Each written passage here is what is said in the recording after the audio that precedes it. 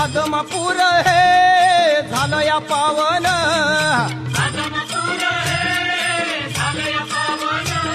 या बाळू मामान केलं या पावन,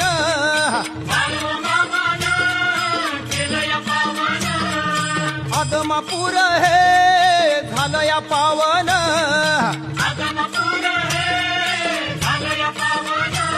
या बाळू मामान केलं या पावन.